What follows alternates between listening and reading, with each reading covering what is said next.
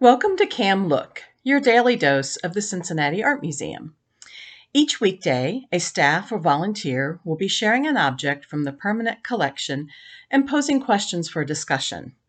Please check back at 10 a.m. every day for a new work and a new conversation. My name is Sue Heidel. I'm a volunteer docent here at the Cincinnati Art Museum.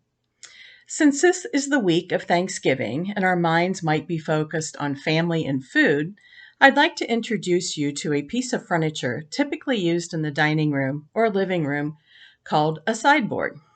This particular piece was made by the Mitchell and Rammelsberg Furniture Company around 1865 and is currently on display in Gallery 107 of the Cincinnati wing of the Art Museum.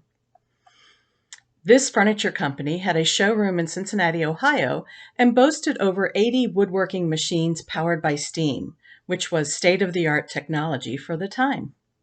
They also had a mammoth factory along the Ohio River, which employed over 750 workers, making it the largest furniture manufacturer in the world at the time. So what are we looking at here?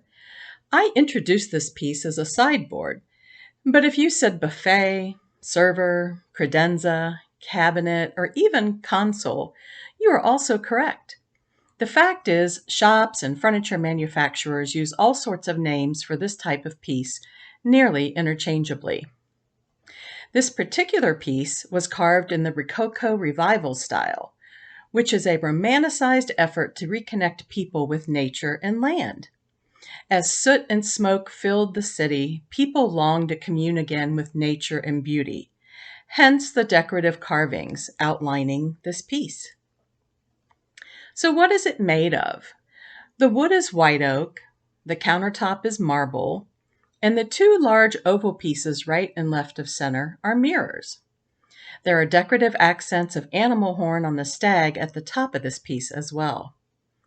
The furniture case itself was produced with the assistance of machinery, but the stag, fruit, flower, and fowl were all carved by hand.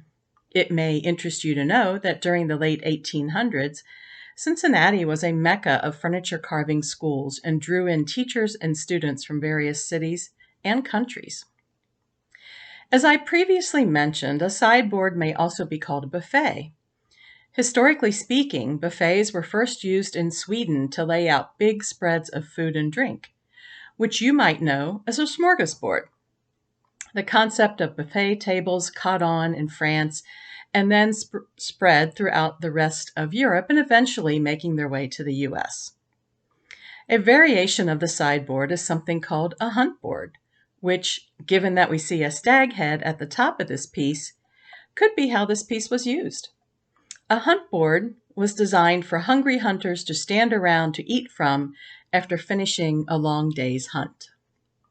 And so my question for you is this: do you have a sideboard in your home today? And will you use it as a piece from which to serve your Thanksgiving dinner? Please let me know in the comments below.